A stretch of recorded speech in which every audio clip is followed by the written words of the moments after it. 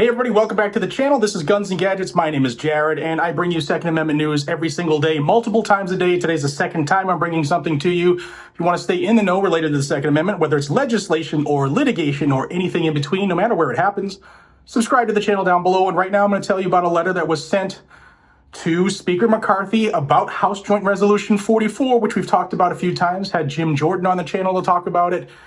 And 27 attorneys general have just sent a letter asking them to do the right thing. We are close to getting a floor vote on the House. I know it's not probably going to get through the Senate, but this is a strategic move. This is a game of chess here with this resolution. I'm going to read you the letter, and I want to talk more about it. Here's the letter. It says, "Dear Mr. Speaker, as state attorneys general, we write to you concerning the Congressional Review Act resolution for the ATF's final rule entitled Factoring Criteria for Firearms with Attached Stabilizing Braces. We urge you to schedule a vote on that resolution early enough to complete the CRA process before the rule's May 31st, 2023 registration deadline. Although we have filed a lawsuit challenging the pistol brace rule and have sought preliminary injunctive relief, we need Congress's help too. The pistol brace rule is an egregious overreach. For over a decade, ATF has recognized that pistols equipped with stabilizing braces are not short-barreled rifles subject to the registration and tax requirements of the Gun Control Act of 1968 and the National Firearms Act. ATF has now reversed course without statutory authority and is requiring registration of nearly all pistols with stabilizing braces by the end of May.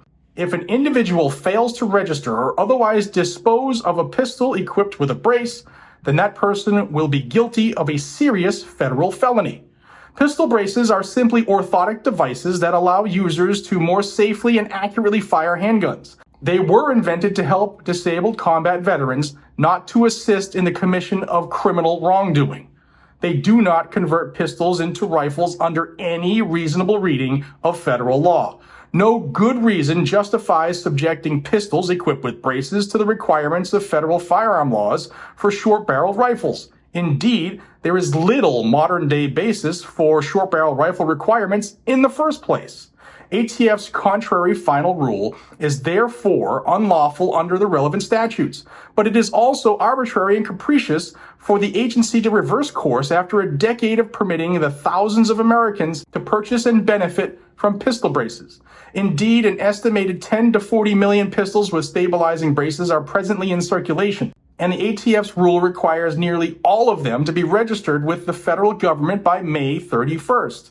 For these reasons, more than half the states in the nation have filed suit against the agency's overreach.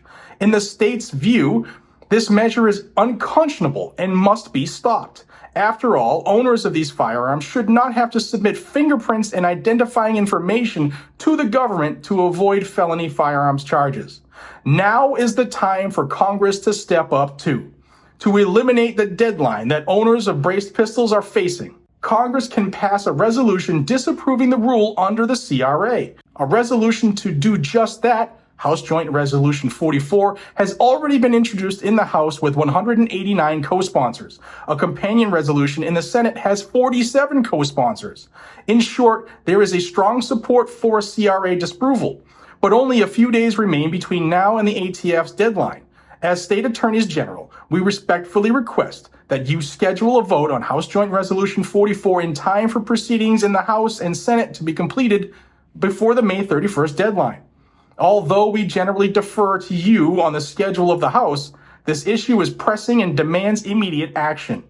If President Biden vetoes the CRA disapproval, it will be up to us as attorneys general working with our private partners in the litigation to get this rule overturned.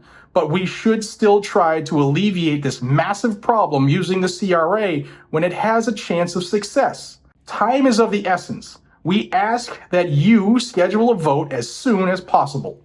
Thank you for your consideration to this important matter, and I'll read off the state's attorneys general that have signed on.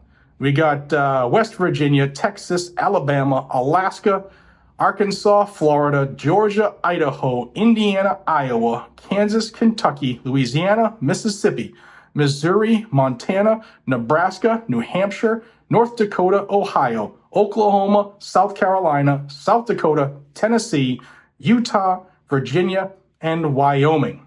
So some quick notes on that. We should have the votes to get it through the House. They're pissed off that a bunch of YouTubers joined forces with Gun Owners of America and a bunch of industry partners joined forces with Gun Owners of America. And we sent letters pressuring them, and we got hundreds of thousands of people to call or email and put pressure on them to take action that they should be taking anyway. Well, now the attorneys general, they have sensed our frustration, we the people. They have seen that Speaker McCarthy would rather talk to Biden about the debt ceiling than our own constitutional rights. And they're stepping up too. Now, if your attorney general isn't on here, I don't care if they're Democrat. I don't care. Take 10 seconds out of your life and make a phone call. It doesn't take long. Really, it doesn't. For all those who have jumped on recently for the first time, you see it in all the comments of my videos. It doesn't take long. And put pressure on them. I don't care if they're not going to vote for it. Put pressure on them. Don't care. Be a thorn in their ass, just like Mom's demand is for all of the Republicans who are pro-gun, just like every town is. It's time for us to fight fire with fire. Now, 47 co-sponsors in the Senate. This only needs 51 to pass. Can we get a handful of people? Maybe, maybe not. But let's give it a damn try anyway. Let's do it for the Gipper. Let's put pressure on these ass clowns, right? It's time that we don't take no for an answer. Guys and gals, let me know what you think about this down below. I'll have a link to the letter down below. And guys, please subscribe to the channel. It's the only way the news gets out is if you subscribe to the channel and if you like the videos. It gets through the anti-gun algorithm. Those things combined let YouTube say, all right, I guess we'll put this video out to the masses. I need you to share it as well. I need you to tell people verbally about it. I need you to send this to people, email this link to people. They need to know about what's going on. We are trying everything that we can to do it the right way.